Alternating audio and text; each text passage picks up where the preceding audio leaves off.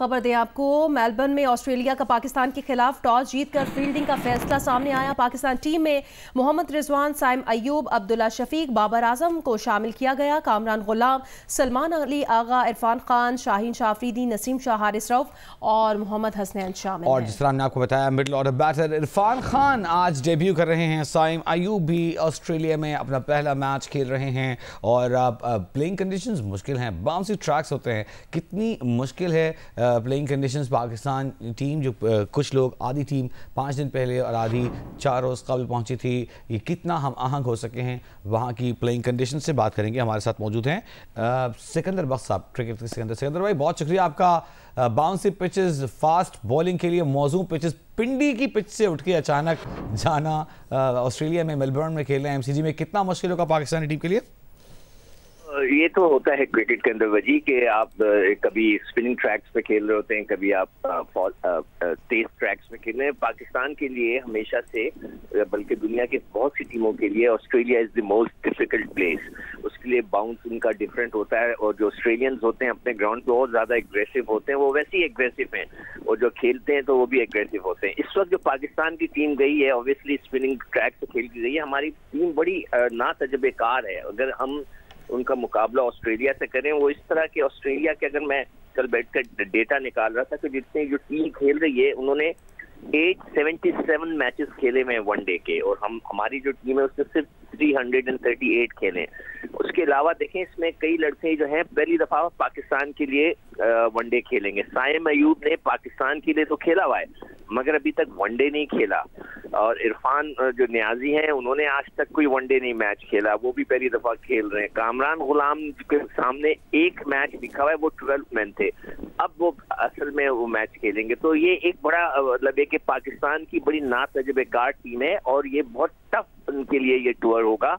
और टॉस जीत के जाहिर बात है उन्होंने इसीलिए बैटिंग उनको दी है पाकिस्तान को कि उन पे ऑब्वियसली वो अटैक करेंगे। और ये ड्रॉप इन पिच है, यहाँ पर भी जो मैं सुन रहा था, ये पढ़ रहा था, ये ड्रॉप इन पिच है। तो ड्रॉप इन पिच जो होती है बड़ी मतलब है कि बना के वो ला कर लगाते हैं। तो पाकिस्तान के लिए ये एक बहुत टफ टूर है और इसमें पाकिस्तान थोड़ा सा मुझे एक्सपीरियंस वाइज कमजोर नजर आ रहा है। अच्छा सिकंदर वक्त ये कहिएगा कि पाकिस्तान को पहले बैटिंग करते हुए क्या करना चाहिए? कुछ नहीं, देखिए आपने पहले तो ऑब्वियसली जो ओपनर्स होते हैं वो जाके थोड़ा पिच का मुआयना करते हैं, मतलब फील लेते हैं, उसकी फीलिंग जिसे कह लेंगे, फील लेते हैं कि पिच कैसे चल रही है, उसका बाउंस कैसा है।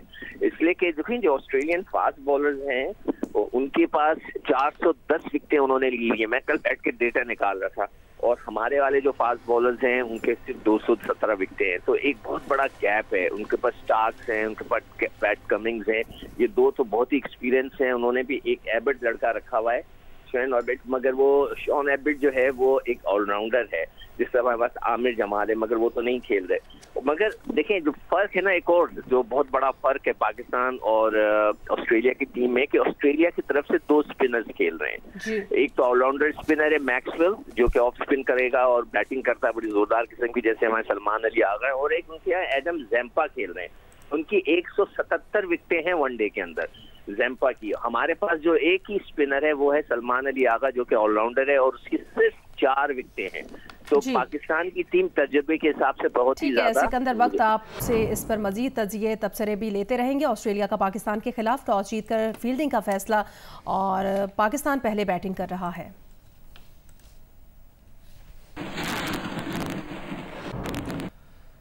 लाहौर की फ़ज़ा आज सुबह इंतहाई मुज़र एक बार फिर, और बैनुल-अक़वामी वेबसाइट के मुताबिक लाहौर में रिकॉर्ड किए जाने वाले पार्टिकुलेट मैटर्स की तादाद 406 है, जबकि दिल्ली दुनिया में फ़ज़ाई आलूदगी के लिहाज से पहले नंबर पर आ गया है। दिल्ली में 428 पार्टिकुलेट मैटर्स रिकॉर्ड किए गए हैं। पाकिस्तान में सबसे ज़्यादा फ़ज़ाई आलूदगी इस वक्त मुल्तान में है। मुल्तान में रिकॉर्ड किए जाने वाले पार्टिकुलेट मैटर्स की तादाद 537 है।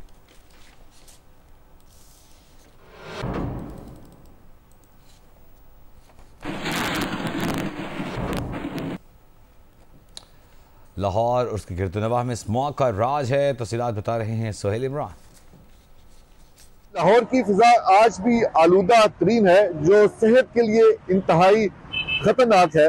कुछ देर पहले एयर क्वालिटी इंडेक्स में पर्टिकुलर मैटर्स के लिहाज से लाहौर का दूसरा नंबर है, जो कि सेहत के लिए इंतहाई खतरनाक है। पैदल चलने वाले लोग हों या मोटरसाइकिल सवार या दूसरे लोग जो मार्केट्स में या कहीं भी काम के लिए निकलते हैं, शायद ही किसी ने मास्क पहना हो।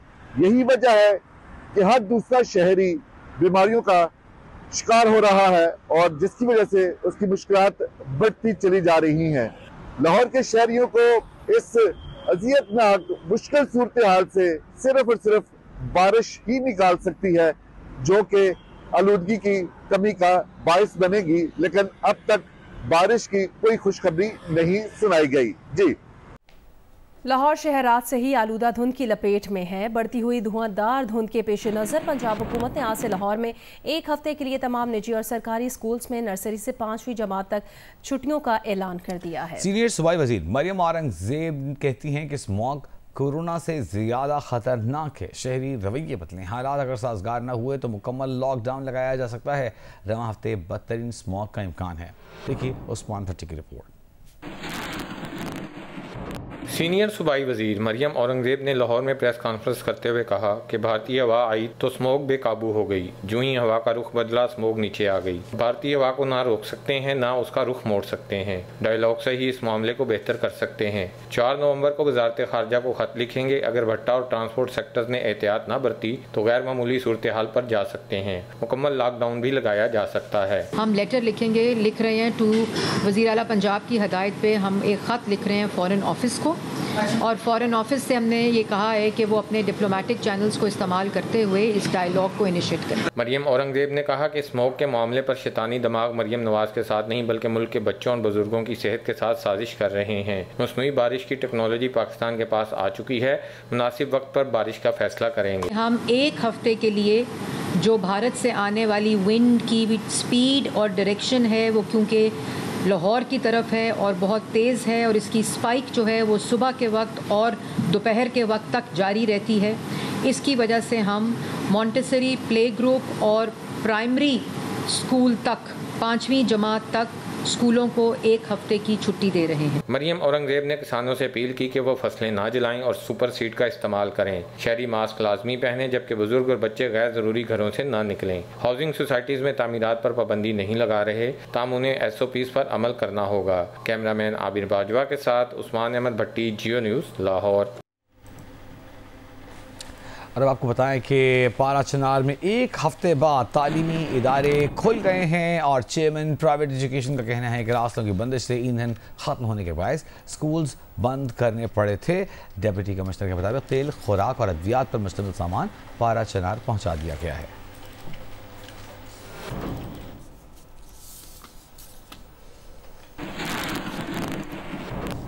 अभी आपको खबर दें, स्टेट बैंक की मॉनेटरी कमेटी का इजलास आज होगा। मॉनेटरी पॉलिसी कमेटी इजलास में शरह सूद का तयन होगा। स्टेट बैंक का पॉलिसी रेट 17.50% है और पॉलिसी रेट गुज़श्ता 3 इजलासों में 4.5% कम किया जा चुका है।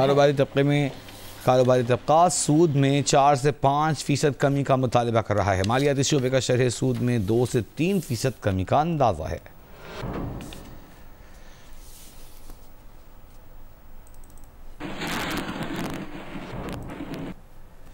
PIA की निजकारी होगी या नई एयरलाइन जाएंगी, इस वक्त एक अहम सवाल यह है। हुकूमत पंजाब ने पंजाब एयरलाइन के नाम से नई एयरलाइन लॉन्च करने का फैसला कर लिया है। जरा का कहना है कि पंजाब एयरलाइन की फिजिबिलिटी पर काम शुरू कर दिया गया है। पंजाब एयरलाइन प्राइवेट सरमायाकारों के इश्तराक से लाई जाएगी। एयरलाइन में हुकूमत पंजाब के शेयर्स भी होंगे। दूसरी जानिब पंजाब के सीनियर वजीर मरियम औरंगजेब का जियो न्यूज़ से गुफ्तगू में कहना था, हुकूमत पंजाब PIA को नहीं खरीद रही, PIA के हवाले से झूठी खबर फैलाई जा रही है।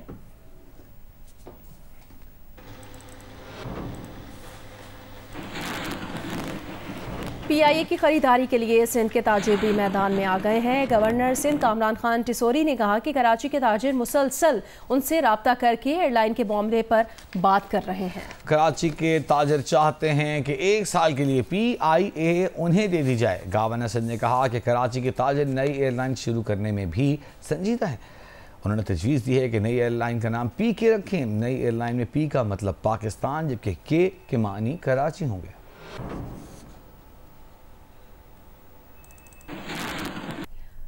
हुकूमती दावों के बरक्स मुल्तान में अशिया कुरनोश की कीमतों में इजाफा रिकॉर्ड किया जा रहा है। दूसरी जानिब शहरी महंगाई की शरह में कमी के समरात का इंतजार कर रहे हैं। तफसील बताएंगे जियो न्यूज़ के नुमाइंदे जौदत नदीम।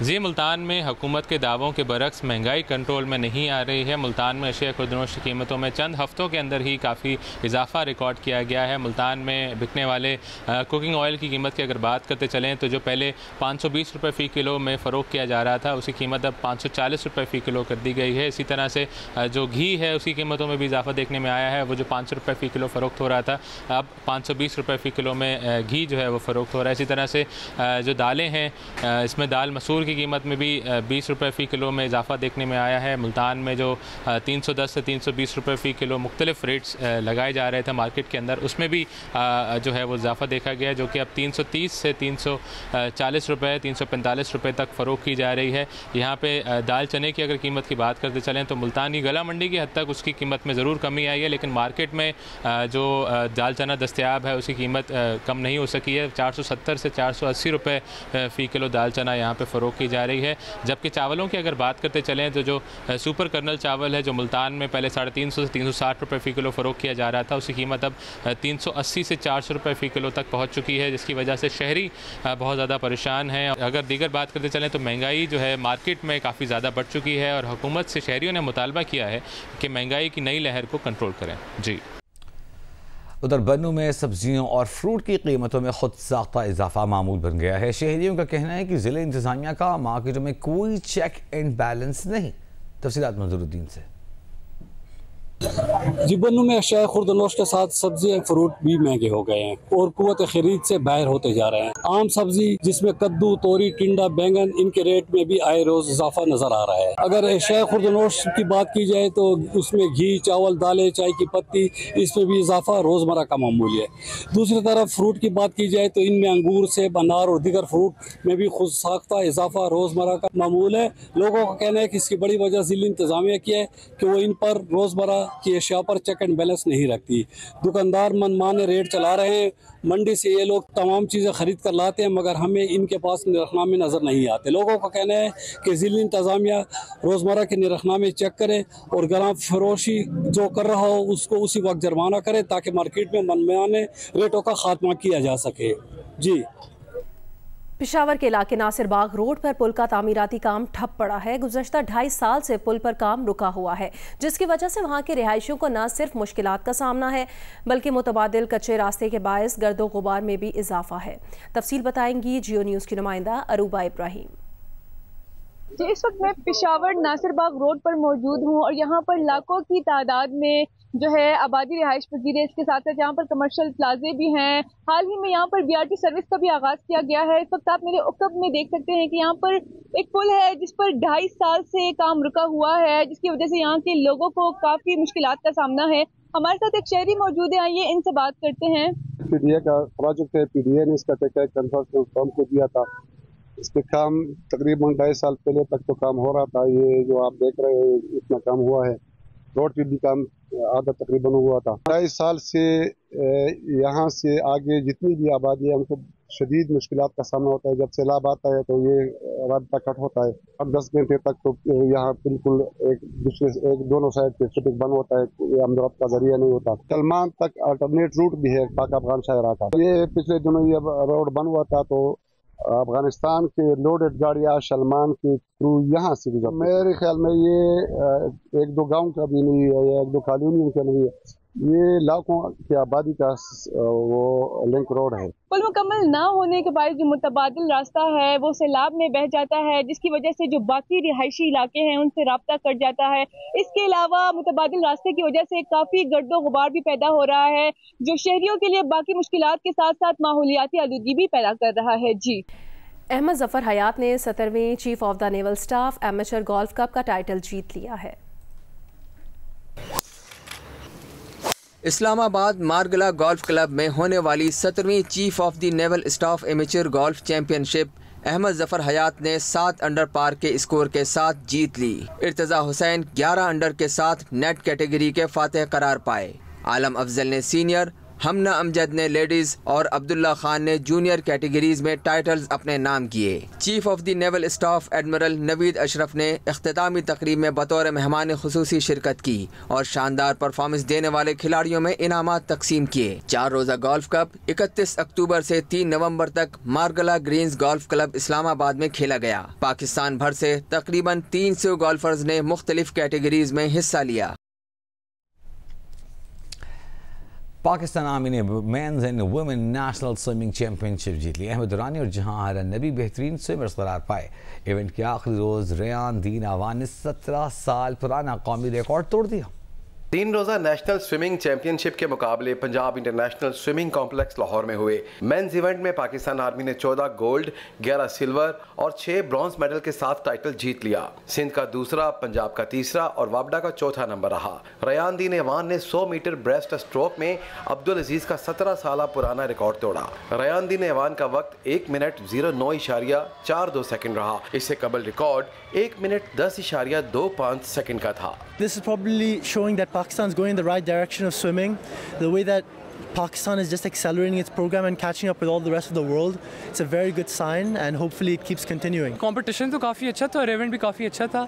50 फ्री का काफ़ी मज़ा आया था। It was a tough race. It wasn't my best performance I've done on the 100 breaststroke, but it's as much as I could have done and I gave it all I could. Women's event में भी army की swimmer छाई रहीं। Army ने 9 gold, 3 silver और 4 bronze medal के साथ championship अपने नाम की। सिंध ने दूसरी, वाबडा ने तीसरी और पंजाब ने चौथी पोजीशन हासिल की। ट्रेनिंग कैंप्स और पूल्स और ये वो ऐसी चीज़ें अगर ये थोड़ा सा और डेवलप हो पाकिस्तान में तो मुझे उम्मीद है कि फ़ीमेल स्विमिंग बहुत आगे जाएगी। बहुत अच्छा प्लेटफॉर्म है ये और बड़े स्विमर्स के साथ compete करते हैं और जीतते भी है बहुत कुछ। फेडरेशन वो ओलंपिक स्टैंडर्ड की रूल्स फॉलो करते हैं तो हमको पता भी लगता है कि कंपटीशन कैसे चलता है। इख्तितामी तकरीब में टीमों में ट्रॉफियां तकसीम की गईं। अहमद दुरानी और जहां आरा नबी को चैंपियनशिप का बेहतरीन स्विमर करार दिया गया।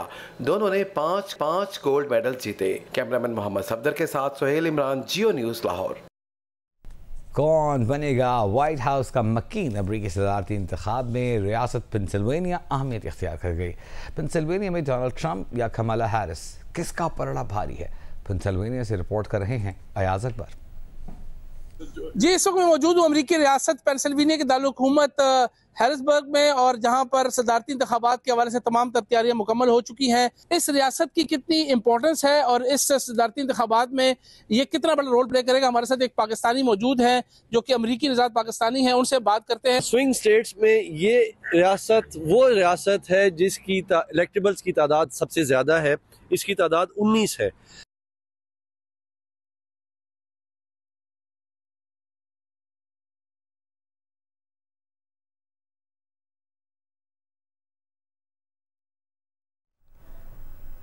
अमरीकी सदारती इंतखाबात में 2 दिन रह गए हैं। डेमोक्रेटिक उम्मीदवार कमला हैरिस और रिपब्लिकन सदारती उम्मीदवार डोनाल्ड ट्रंप के दरमियान कांटेदार मुकाबला बरकरार है। तफसीलात देखिए मुनज़्ज़ा सिद्दीकी की रिपोर्ट में।